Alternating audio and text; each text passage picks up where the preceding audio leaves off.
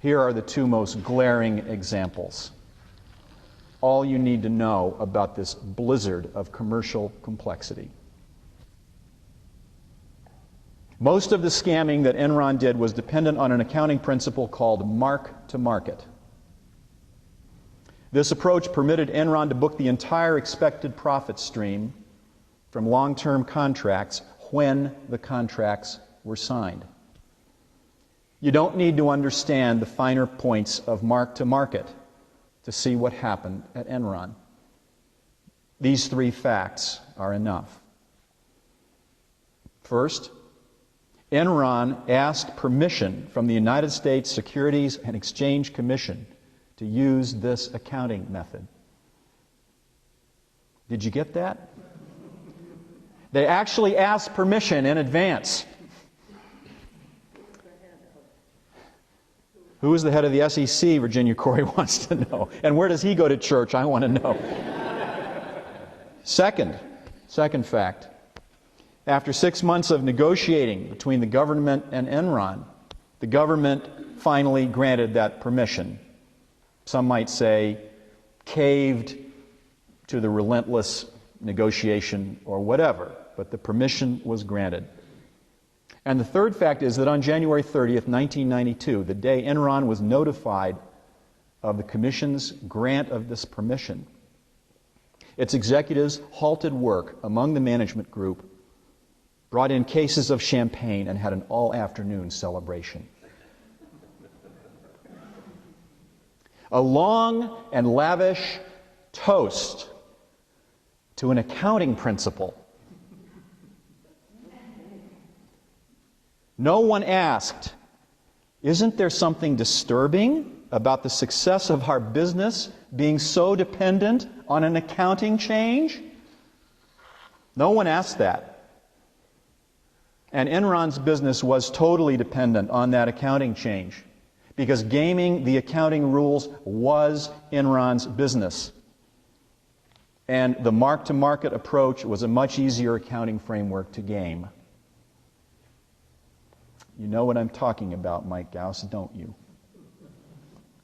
Enron experienced its exponential growth during a time when new forms of securities transactions were morphing into existence at astonishing speeds, like mutating viruses. To address the potential for abuse, the regulators wrote reams of rules. These were music to the ears of Enron's chief financial officer. These reams and reams of rules designed, these Lilliputian rules designed to lace down Gulliver and keep him trapped. That chief financial officer was described by his former bosses later as, quote, rules-driven from day one. Rules-driven, interesting phrase. That meant someone who structured financial deals to comply with the technical letter of the law while nullifying its purpose. He tasked a team of accountants with ransacking the accounting rules for loopholes and ambiguities. Deals were then structured to slip through the holes they found. One of those accountants later testified, all the rules created all these opportunities, quote unquote. We got where we did because we exploited that weakness. Something very similar happened when California began to deregulate its energy market in 1999. Previously open only to heavily regulated public utilities, the regulators were fearful that wide open competition would lead to abuses. So they wrote over 1,000 pages of rules to govern the new competitive environment.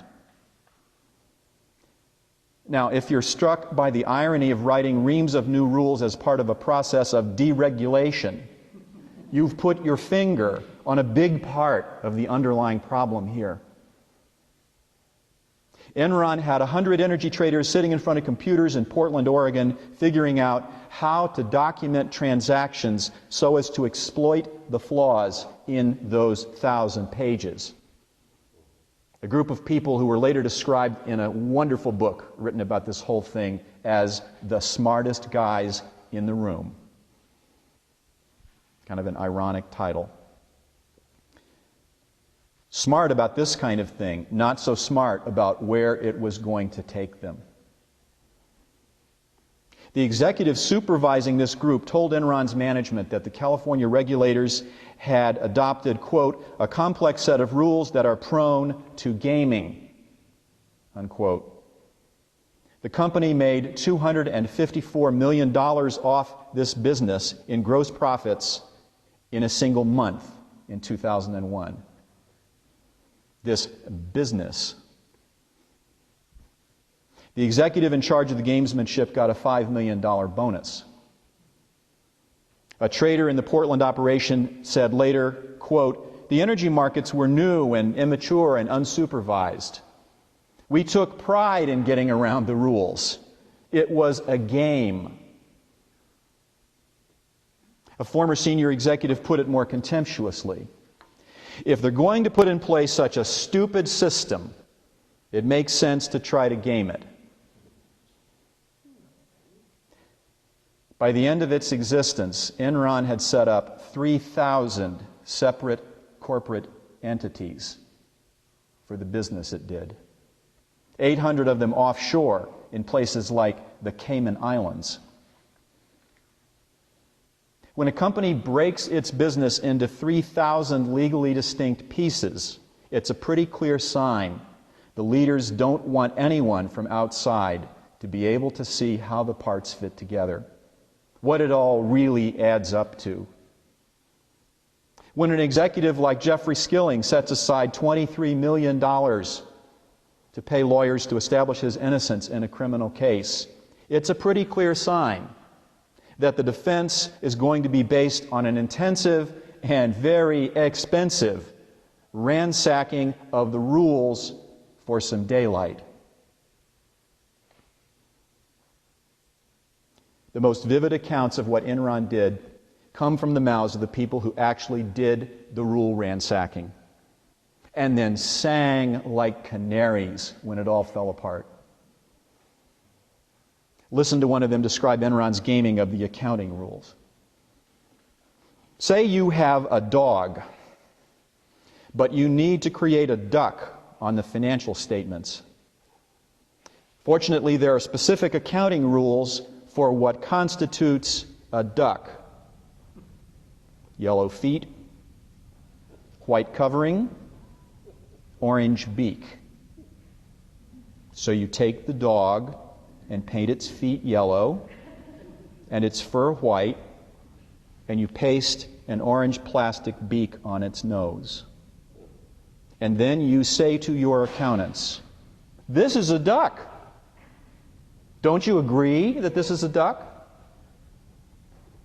And the accountants look and say, "Yes, according to the rules, this is a duck."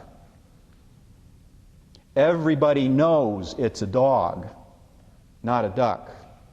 But that doesn't matter because you've met the rules for calling it a duck. Unquote. The real message of the Enron story is not that you have to play by the rules, as the prosecutor said when Skilling and Lay were convicted.